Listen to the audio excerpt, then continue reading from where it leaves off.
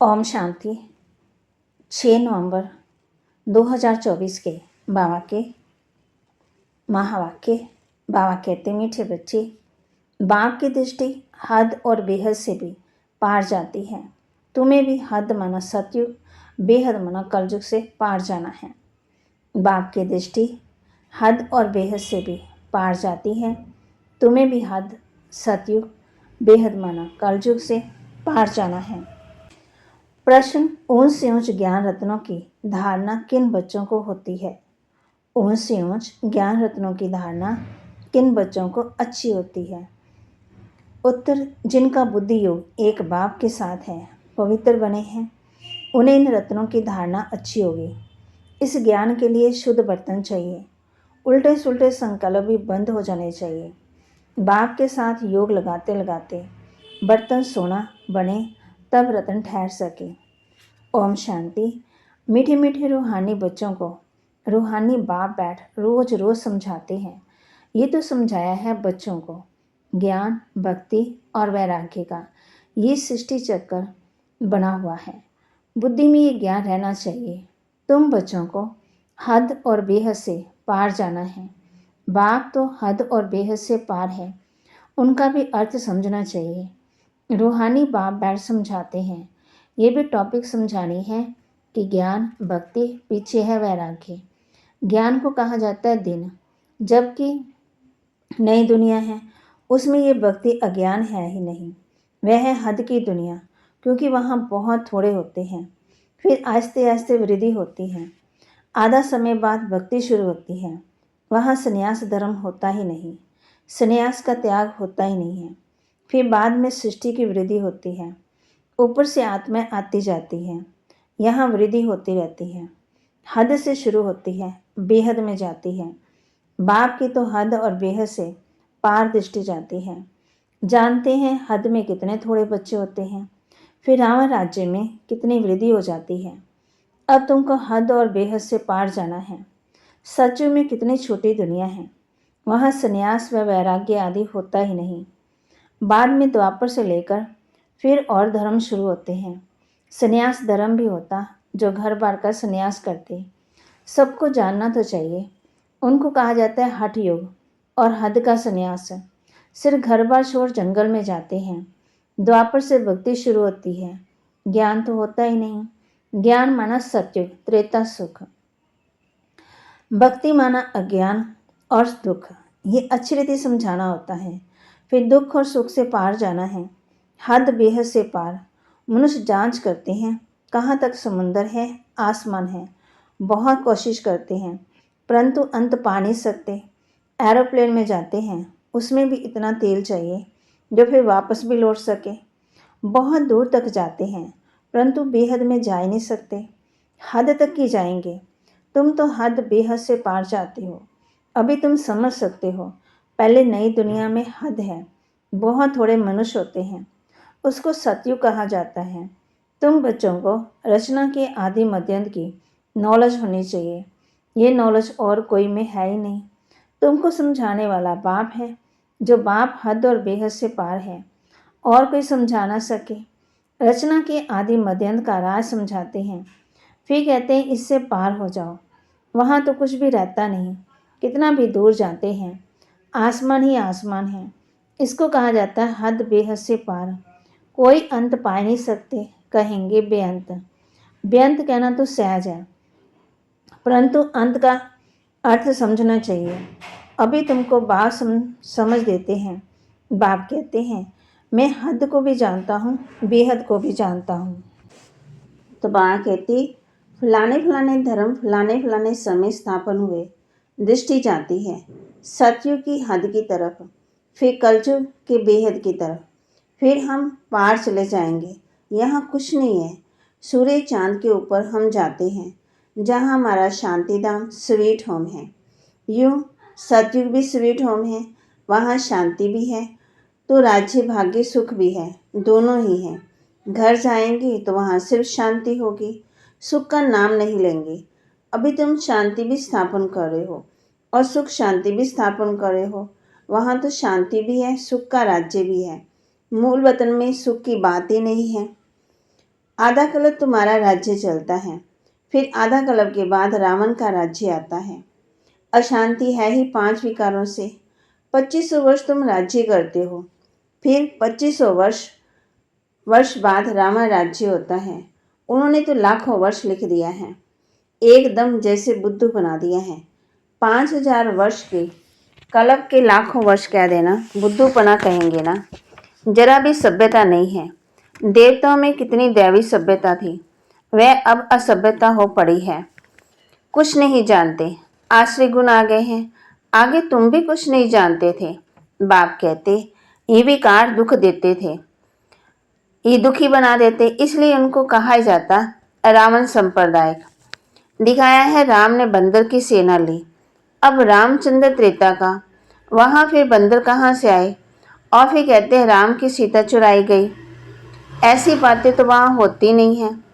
जीव जानवर आदि 84 लाख जोनियां जितनी यहाँ हैं उतनी सतयुग में त्रेता में थोड़ी होंगी।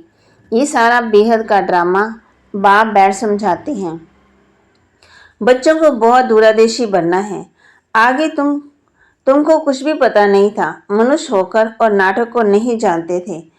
अब भी तुम समझते हो सबसे बड़ा कौन है। ऊंच से ऊंच है भगवान। श्लोक भी गाते हैं ना, ऊंचा तेरा नाम, ऊंचा तेरा धाम। अब तुम्हारे सिवाय और कोई की बुद्धि में नहीं है, तुम्हारे में भी नंबरवार है। बाप हद और बेहद दोनों का राज समझाते हैं। उनसे पार कुछ नहीं है। वह है तुम्हारे रहने का स्थान, जिसको ब्रह्मलोक भी कहते हैं। जैसे यहाँ तुम आकाश तत्व में बैठे हो ना, इनसे कुछ देखने में आता है क्या? रेडियो में कहते हैं आकाशवाणी। अब ये आकाश तो बेअंत है, अंत पा नहीं सकते हैं। तो आकाशवाणी कहने से मनुष्य क्या समझेंगे? ये जो मुख्य है ना, बाप कहते हैं ये तो कॉमन बात है। मुख से आवाज निकलना जिसको आकाशवाणी कहा जाता, बाप को भी आकाशवाणी चलानी पड़े। तुम बच्चों को अपना भी राज सारा बताया है। तुमको निश्चय होता है बहुत सहज। जैसे हम आत्मा हैं वैसे बाप भी परमात्मा है, ऊंच से ऊंच आत्मा है। सबको अपना अपना पाठ मिला हुआ है।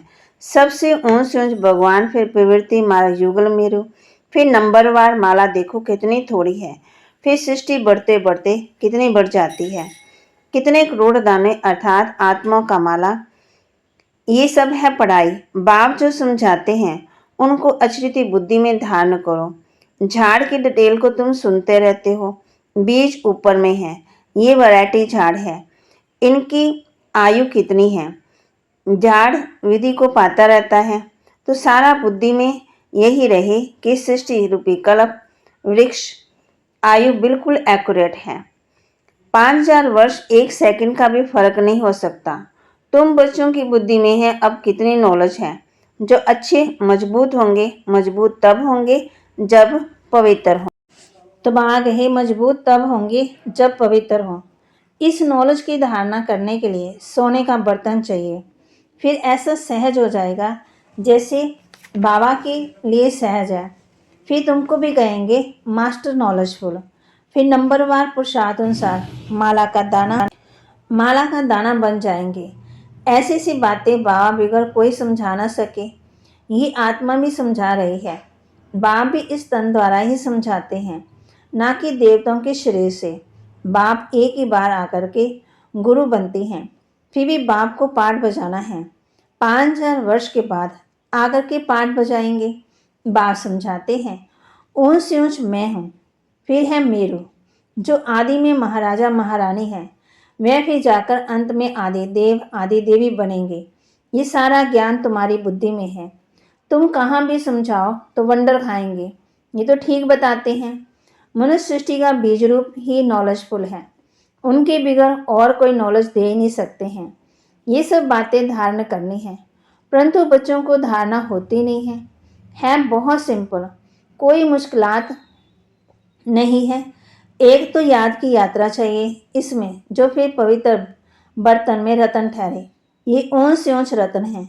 बाबा तो जौहरी था ना, बहुत अच्छा हीरा मणिक आदि आता था, तो चांदी की डिब्बी में कपूस आदि अच्छी रीति रखते थे। तो कोई भी देखे तो कहेंगे ये तो बड़ी फर्स्ट क्लास चीज़ है। ये भी ऐसे है। अच्छी चीज़ अच्छे बर्तन में शोभती है। तुम्हारे कान सुनते हैं, उनमें धारणा होती है।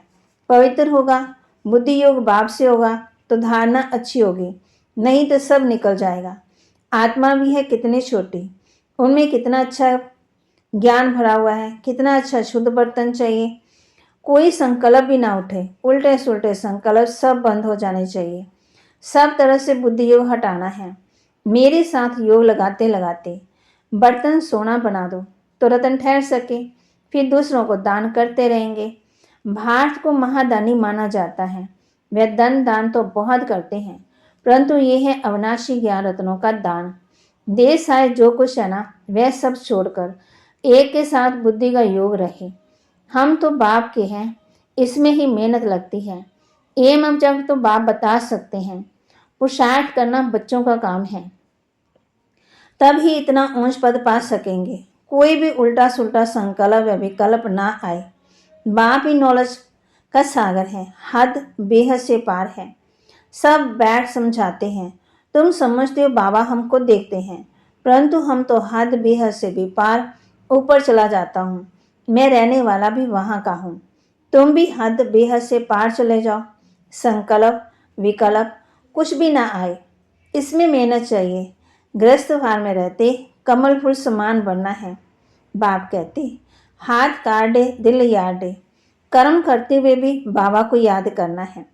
गृहस्थी तो बहुत है, गृहस्थी जितना उठाते हैं उतना घर में रहने वाले बच्चे नहीं। सेंटर चलाने वाले मूल्य चलाने वाले भी ना पास हो जाते हैं और पढ़ने वाले ऊंच चले जाते हैं। आगे तुमको सब मालूम पड़ता जाएगा। बाप बिल्कुल ठीक बताते हैं। हमको जो पढ़ाते थे उनको माया खा गई। महारथी को माया एकदम हप कर गई, है ही नहीं है। विलायत में भी टेटर बन जाते, कहाँ कहाँ जाकर शरण लेते हैं। जो पावरफुल होते हैं उस तरफ चले जाते हैं। इस समय तो मौत सामने है, तो बहुत ताकत वाले पास जाएंगे। अभी तुम समझते हो बाप है ही पावरफुल, बाप है सर्वशक्तिवान। हमको सिखलाते सिखलाते सारे विश्व का मालिक बना देते हैं। वहाँ सब कुछ मिल जाता है, कोई अप्राप्त वस्तु नहीं होती जिसकी प्राप्ति के लिए हम पुरुषार्थ करें। वहाँ कोई ऐसी चीज़ होती नहीं जो तुम्हारे पास ना हो। सो भी नंबरवार पुरुषार्थ अनुसार पदवी पाते हैं। बाप बिगड़ ऐसी बातें कोई नहीं जानते। सब पुजारी हैं, बल बड़े बड़े शंकराचार्य आदि हैं। बाबा उन्हों की महिमा भी सुनाते हैं। पहले पवित्रता की ताकत से भारत को बहुत अच्छा थमाते, निमित्त बनते। सो भी जब सतो प्रदान होते, अभी तो तमो प्रदान है, उनमें क्या ताकत रखी है। अभी तुम जो पुजारी थे सो फिर पूज्य बनने का पुरुषार्थ कर रहे हो। अभी तुम्हारी बुद्धि में सारा ज्ञान है, बुद्धि में धारणा रहे और तुम समझाते रहो। बाप को भी याद करो, बाप ही सारे झाड़ का राज समझाते हैं। बच्चों को मीठा भी ऐसा बनने का है। युद्ध है ना, माया के तूफान भी बहुत आते हैं, सब सहन करना पड़ता है। बाप की याद में रहने से तूफान सब चले जाएंगे। हातिम ताई का खेल बताते हैं ना, मोहल्ला डालते थे, माया चली जाती थी, मोहरा निकालने से माया आ जाती थी। सुई मुई होती है ना। बा कहते हाथ लगाओ तो मुरझा जाते हैं, पौधा होता है ये।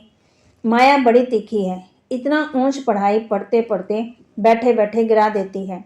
इसलिए बाप समझाते रहते हैं, अपने को भाई भाई समझो तो फिर हद बेहद से पार चले जाएंगे। शरीर नहीं तो फिर दृष्टि कहाँ जाएगी। इतनी मेहनत करनी है, सुनकर फाड़ नहीं हो जाना है। कलप कलप तुम्हारा पुरुषार्थ चलता है और तुम अपना भाग्य पाते हो। बाप कहते हैं पढ़ा हुआ सब भूलो, बाकी जो कभी नहीं पढ़े वह सुनो और याद करो। उनको कहा जाता है भक्ति मार्ग। तुम राज ऋषि हो ना, जटाएं खुली हो और मुरली चलाओ। साधु संत आदि जो सुनाते हैं वह सब है मनुष्यों की मुरली। ये है बेहद के बाप की मुरली। सज्जु त्रेता में ज्ञान के मुरली की दरकार ही नहीं, वहाँ ना ज्ञान की ना भक्ति की दरकार है। ये ज्ञान तुमको मिलता है इस संगम युग पर और बाप ही देने वाला है। अच्छा, मीठे मीठे सिकिलते बच्चों प्रति माता पिता बाप दादा का याद प्यार और गुड मॉर्निंग। रूहानी बाप की रूहानी बच्चों को नमस्ते। रूहानी बच्चों की रूहानी बाप दादा को दिलवा जान सिकवा प्रेम से नमस्ते। धारणा के लिए मुख्य सार। बुद्धि में ज्ञान रत्नों का धारण कर दान करना है। हद बेहद से पार ऐसी स्थिति में रहना है जो कभी भी उल्टा सुल्टा संकल्प व विकल्प ना आए। हम आत्मा भाई भाई हैं, यही स्मृति रहे। बुद्धि में ज्ञान रत्नों को धारण कर दान करना है। हद बेहद से पार ऐसी स्थिति में रहना है जो कभी भी उल्टा सुल्टा संकल्प विकल्प ना आए। हम आत्मा भाई भाई हैं, यही स्मृति रहे। माया के तूफानों से बचने के लिए मुख में बाप की याद का मोहल्ला डाल देना है। सब कुछ सहन करना है, छुई मुई नहीं बनना है। माया से हार नहीं खानी है। माया के तूफानों से बचने के लिए मुख में बाप की याद का मोहल्ला डाल देना है। सब कुछ सहन करना है, छुई मुई नहीं बनना है। माया से हार नहीं खानी है। वरदान। सदा एक के स्नेह में समाये हुए, एक बाप को सहारा बनाने वाले, सर्व आकर्षण मुक्त भव। सदा एक के स्नेह में समाये हुए, एक बाप को सहारा बनाने वाले, सर्व आकर्षण मुक्त भव। जो बच्चे एक बाप के स्नेह में समाये हुए हैं वह सर्व प्राप्तियों से संपन्न और संतुष्ट रहते हैं। उन्हें किसी भी प्रकार का सहारा आकर्षित नहीं कर सकता। उन्हें सहज ही एक बाप दूसरा ना कोई, ये अनुभूति होती है। उनका एक बाप ही संसार है। एक बाप द्वारा ही सत्संबंधों के रस का अनुभव होता है। उनके लिए सर्व प्राप्तियों का आधार एक बाप है, ना कि वैभव न साधन। इसलिए वे सहज आकर्षण मुक्त हो जाते हैं। स्लोगन। प्रकृति को पावन बनाना है तो संपूर्ण लगाव मुक्त बनो। प्रकृति को पावन बनाना है तो संपूर्ण लगाव मुक्त बनो।